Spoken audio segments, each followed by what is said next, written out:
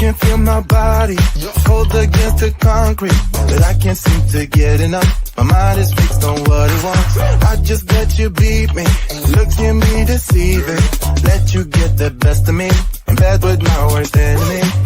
This is a no-go, I just can't take hold. This is a danger zone, back up and get me home.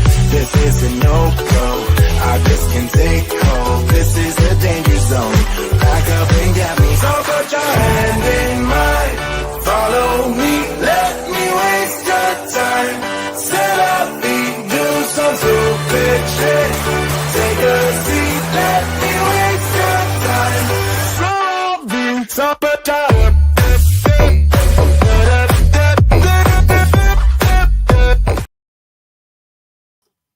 Hello, everybody. Welcome to the Lawyer's Den on the Pod TV network. I'm Nick Pellavita. I'll be your moderator for today's show. And today's show, we have a very important topic, and it's not only important, it's very timely. And this revolves around a lawsuit that was filed by 14 states against Doge and Donald Trump and Elon Musk, claiming that Doge is unconstitutional. 14 states have filed this suit. And the reason why it revolves around this 14-state lawsuit is the appointments clause of the Constitution of the United States, which is very interesting. But with that, we need lawyers to guide us, and that's the reason for the Lawyer's Den. And we have a stack of attorneys that can help us in this particular area. And some of them you've seen on the Pod TV network, and we're going to introduce them as they come in. First of all, we're going to bring in from the Greenwich, Connecticut area, Peter Bennett. Peter, welcome back to the Lawyer's Den, and we're going to have a very exciting conversation about the appointments clause in this 14-state lawsuit. We also, from the great state of Utah, we have Jeff Teichert, who is a former Assistant Attorney General for the state of Utah, and beaming in from Oklahoma, and you've seen her on the Supreme Court review, is a professor of law at the University of Oklahoma, Carla Pratt. Carla, well, welcome back to the show, the Lawyer's Den, and we're going to be discussing a very important topic, which I'm sure you're on top of, which is this 14-state lawsuit, Doge being declared unconstitutional. I don't know who wants to get started here, but Peter, you say you're prepared. Right. We'll begin with you. I always like to begin with this background, and then I hold my legal arguments more for later. So the Department of Government Efficiency, Doge, which is so famous now, is an initiative of the second Trump administration to reduce federal spending. In an executive order establishing Doge, the United States Digital Service, which already existed, was renamed to United States Doge Service. The order also directed Doge teams to be established at each federal agency. The initiative's purpose is to cut spending and modernize federal technology. This is certainly necessary. Doge claims in the short time it's been operating that they've saved an estimated $65 billion. That comes from what they say is fraud detection, lease cancellations, renegotiations, grant cancellations, workforce reductions, regulatory savings. It's probably mostly waste. Now, everybody knows there's a lot of waste in government. I mean, I've known that since I was in high school. I mean, it's not earlier. You know, people have been complaining about, Air Force paying a fortune for screws and things like that back in the 70s or 80s, whatever it was. Putting aside the legal arguments, this is totally necessary. And I cannot believe so many people are opposed to it. Here's the situation. David Walker, who's on Economics Monday, was the Comptroller General of the United States under two different presidents and very knowledgeable about these issues.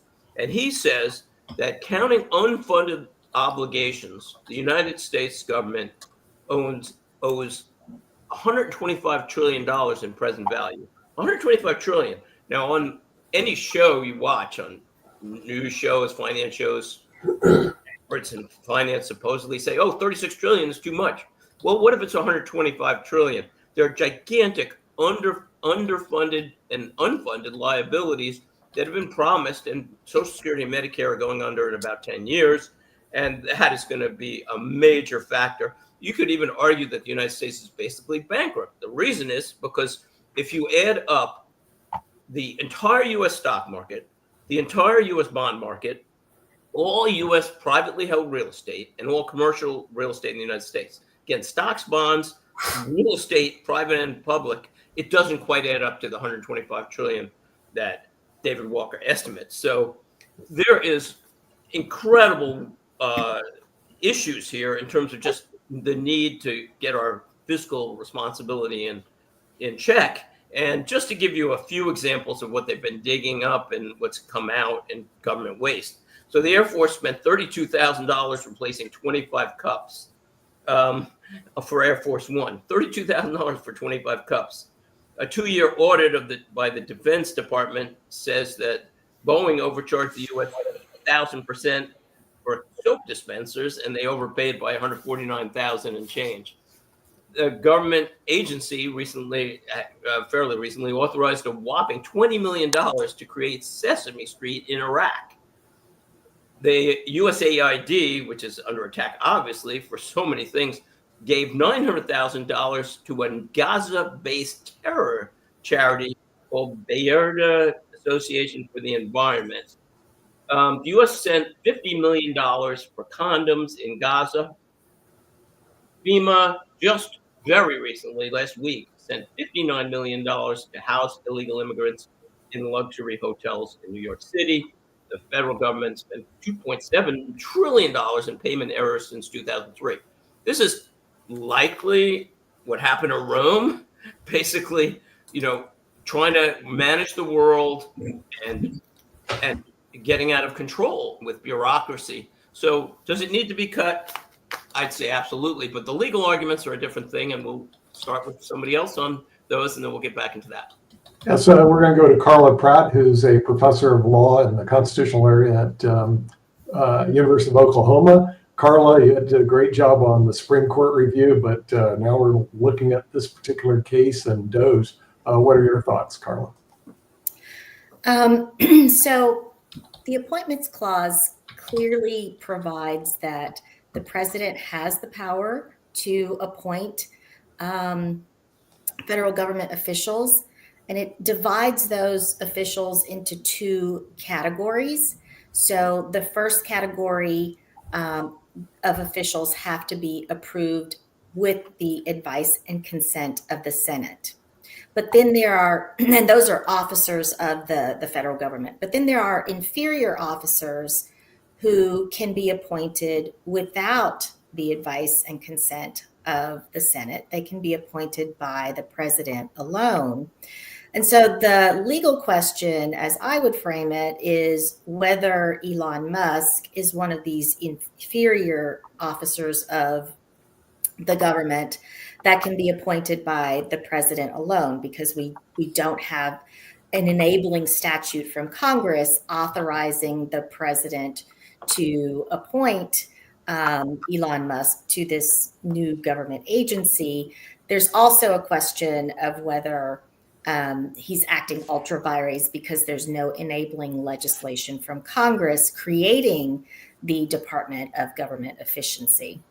So I think the first problem is one of a separation of powers problem, right? That Congress is supposed to be the legislative body. The Constitution gives Congress all of the lawmaking authority, but allows Congress to delegate some of that lawmaking authority to administrative agencies.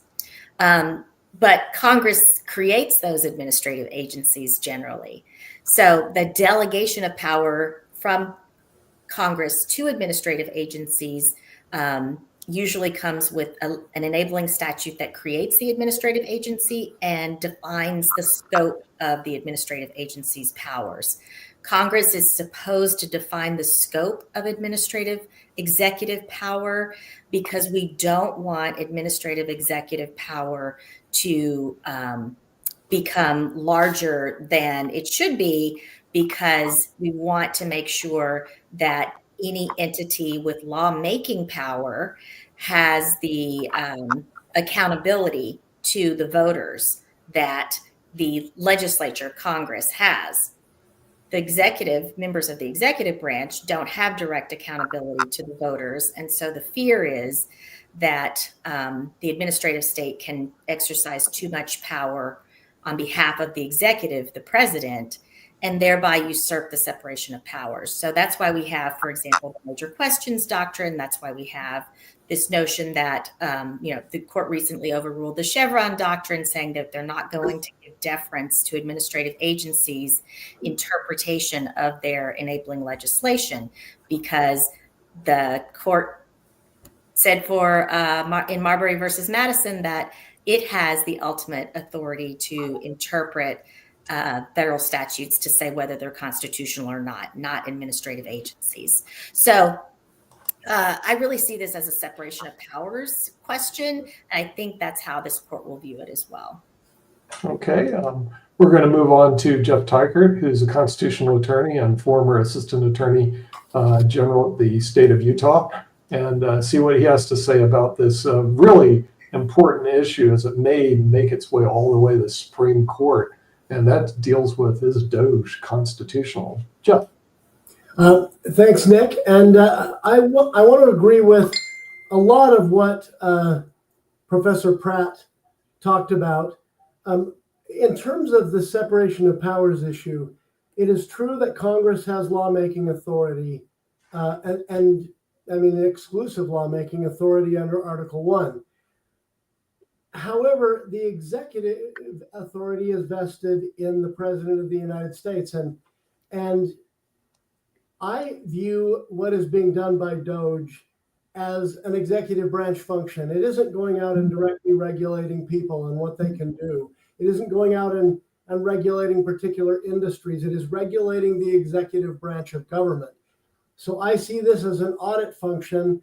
I don't think it's something the president needs congressional approval to do. It's like saying he needs some kind of enabling statute to do an internal investigation at the Department of Justice or something like that. Some of the statistics we're hearing out of Doge is just crazy, and yet I've heard other people say that Elon Musk isn't going far enough. That we should be looking at larger game. I know when we look back to like the 90s, when people were trying to balance the budget and thought that federal spending was completely out of control and it wasn't even close to what it is now, the Gramm-Rudman law was passed, named after Senators Phil Gramm and Warren Rudman. And what that essentially did was it targeted spending, congressional appropriations of money. And it said, if the budget isn't balanced, the comptroller of the currency can go in and simply make cuts to bring the budget into balance. And, a lot of similar principles were at work here. Where I see a difference, however, is that was dealing with money that Congress had specifically appropriated for specific purposes. And the tax and spend authority belongs to Congress from time immemorial, basically. That is a legislative function. Now, granted, the funds that have been appropriated to particular agencies by Congress fall under Congress's power to tax and spend, but it doesn't really consider waste that agencies through their own processes, paying $500 for a toilet seat is kind of the common thing thrown at the Pentagon. Well, I don't think that the appropriations Congress makes are intended to be spent on things like that. And so I think this is an audit function. Is money being spent according to what Congress expected? Is there fraud, waste, and abuse that's occurring that Congress doesn't know anything about, which I think is often the case.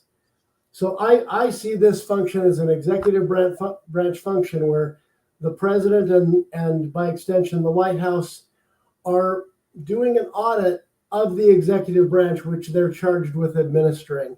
So I don't believe it does violate the separation of powers. I'm not saying that we won't, look at it more carefully and find that certain things Doge is doing violate the separation of powers, but I don't think that's the intention of it. I think they're trying to audit the executive branch and root out fraud, waste, and abuse. Right. Okay. We'll start with Peter. Here's the question. It looks like that's going in front of the courts right now for our viewers in the United States and around the world. Is that the 14 states in the United States who filed suit said that Doge level of responsibility and their actions are like a cabinet position, and they cannot be a cabinet position without the advice and consent of the Senate. So what do you have to say about those 14 states who believe that this is an unconstitutional power grab by the executive branch? What are your thoughts on that? Well, first of all, I think those states would like to block anything from the Trump administration probably anyway. So that's their argument. But I'll go to what Carla Pratt said first about, and I didn't know that, but an inferior employee. That is a key here, because here's what the administration clarified in a late night Monday court filing. They said, one, Elon Musk is not an employee of Doge. So he doesn't even work for Doge. He's an advisor, and he's an advisor just like Anita Dunn was an advisor for President Biden. I mean, there are lots of presidential advisors. They give advice.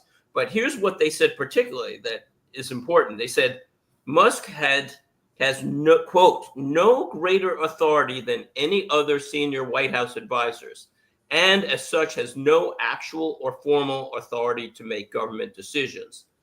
He's also, they said, not an employee of the U.S. Doge or U.S. Doge Service Temporary Organization. So basically, I would argue that, as Jeff said, that this is an executive function in managing the government. And I would argue that, as Carla said, this is an inferior position to the president or to a cabinet member, because he does not have any real authority. He's advising President Trump, and if he's sending emails in a worst case scenario, maybe President Trump should sign them, because I don't think he did. But basically, they could get around it that way anyway. All you have to do is change the name. It came from President Trump, because all he's doing is give advising.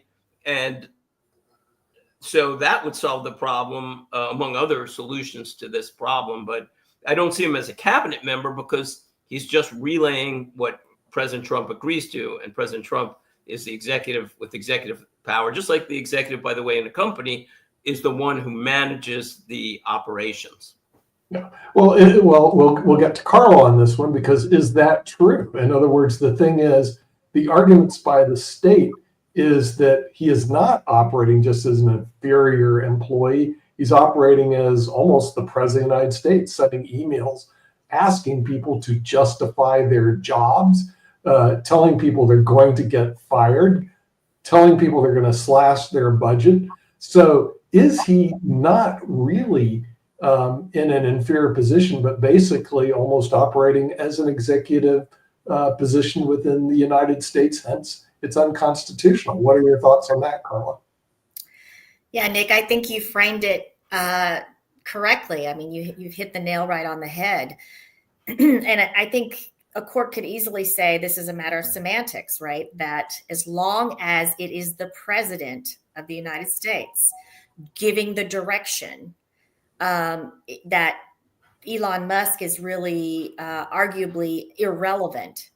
If Musk is giving direction consistent with the president's wishes, right, that he's basically just a pass-through of the president, then the constitutional issue really isn't there, because you can basically say it's the president's directives and Elon Musk is just typing the email, right, for the president. However, and I don't know if this is the case because I have not seen every communication that Musk has made, but if Musk is making independent judgments, independent of the president, then he's acting in more of that officer role where he's not just a pass-through of the president's direction, but he's making independent decisions consistent with the president's overarching policy. Then he becomes more of an independent actor that arguably should have to be appointed consistent with the Constitution. But I'm not sure that he is, in fact, a cabinet member. I think the argument that he is an inferior officer that can be appointed without advice and consent of the Senate is a reasonable argument, because we don't see him having cabinet level. Well, there's not clear evidence that he has cabinet level responsibilities. And I think the bigger problem here is, as I said earlier, that Congress has not passed enabling legislation, enabling him to act. So I think I hadn't really thought about the framing of this as an audit, right? That this is really about the federal government conducting a form of internal audit through this vehicle of Doge. If you think about it that way, right, I guess my question would be, then why couldn't that audit function happen through the existing mechanisms within the federal government? Why did there need to be a new entity or agency created under the executive? We have the Inspector General, which is already has an audit function for all of the federal administrative agencies. So why couldn't it be conducted through that arm of the federal executive branch? I'm not really sure what the court would say with respect to the creation of an executive branch of administrative agency, if you will, that hasn't been created pursuant to congressional legislation. So the Constitution does not give the president the power to basically create sua sponte federal administrative agencies. That power resides with Congress. Okay, Right. we'll get to Jeff on that one. Jeff, the question is, did Trump overstep his boundaries by allowing Doge to send out emails, and the devil's in the details, sending out emails to all the representatives, the employees of the government, saying you need to justify your job, and creating confusion because some of the cabinet members say, no, you don't need to respond to that email. So the real question is, has the president basically illegally took his authority and gave it to a third-party, non-elected person? What's your thought on that, Jeff? Well, first of all, I like the way Professor Pratt sort of framed that. I do believe that she's onto something in suggesting that if that person was acting as sort of a delegate for the president and simply asking for information, then there's nothing wrong with it. If he's actually authorized to implement broader policies and make decisions about particular cases and situations, then maybe he's acting more as an officer. And I think my understanding of what Doge is doing is that it's more the former than the latter. But I think that is an important distinction to make and to keep in mind as this goes forward. Now, as to why was there a new entity? Why didn't we do it under the rubric of the Inspector General or something like that if we wanted an audit of the entire federal government to look for fraud, waste, and abuse? I think, and I can't speak for President Trump, I don't know him personally, but I think what he would say is, look, I came into office to take on the deep state. I came in to break up some furniture and So I don't want the Inspector General, who is part of the system I'm trying to challenge, be the person I'm relying on to root out the waste and fraud in the government. I want people that are loyal to me, that I can trust to carry out my policy the way that I want it carried out. I think that's the policy reason he would suggest. Does he have the discretion to do that without enabling legislation from Congress? Again, I think he does, unless he is asking that person, all right, now go out and have people arrested if they've been collecting a federal paycheck for the last year without coming to work, or go out and actually take action based on the information you're finding. Well, then I think he's perhaps stepping into the realm of being an officer, and whether he's an inferior officer, I don't know. I mean, he's responding directly to the President of the United States in doing this. I still interpret what he's doing based on what I know, and I don't know at all, as more or less an audit where he's trying to show where the waste in government is and what we can do to get rid of it. And I think a lot of people are happy about it because they're tired of going to work every day and having to have their taxes taken out of their check and find out that it's being spent for Sesame Street in Iraq. So, somebody's like, well, I could have used that extra $5,000 or whatever to take my family on a vacation, and it paid for Big Bird in Baghdad. And so I think there's a lot of sympathy for what he's doing.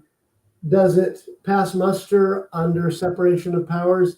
I'm still inclined to think it does, although, like I said, I don't know everything about what they're planning, or whether Elon and company are going to be asked to make specific determinations about specific individuals and take action on those particular cases. Let me just bring up a few points because we are starting to run out of time. The time really flies. One, in terms of what Carla mentioned, the inspector generals have failed the government miserably. I mean, they may have done a good job to a point, but we are now 125 trillion in debt potentially, not 36 trillion. We might be bankrupt. There are huge issues now because of government waste, among other things. I mean, this is already affecting the financial markets. It's probably going to continue.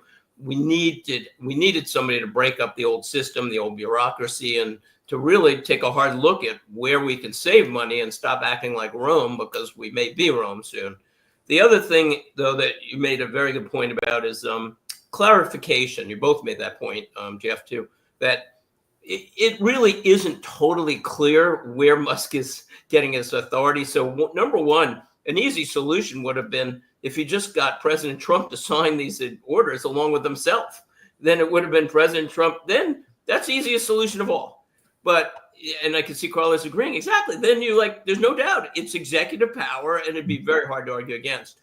The other thing is, if it goes to court, and it may not because of a recent ruling by a congressional action that's happening now that might actually take power away from the courts in these cases. I don't know if I'll have time to get into that. But the thing is that President Trump, I imagine, could just say, yes, he was acting on my behalf. I told him to do it, in which case, then there really is no question that it was President Trump's idea. But they should have more transparency in that.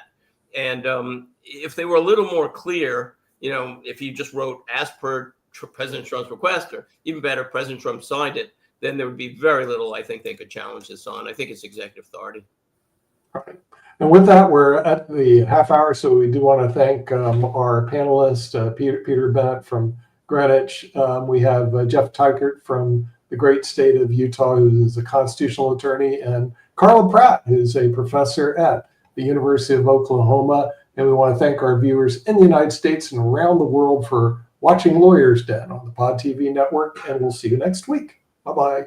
Bye-bye. I can feel my body hold against the concrete, but I can't seem to get enough. My mind is fixed on what it wants. I just let you beat me, look at me deceiving, let you get the best of me, in bed with my worst enemy.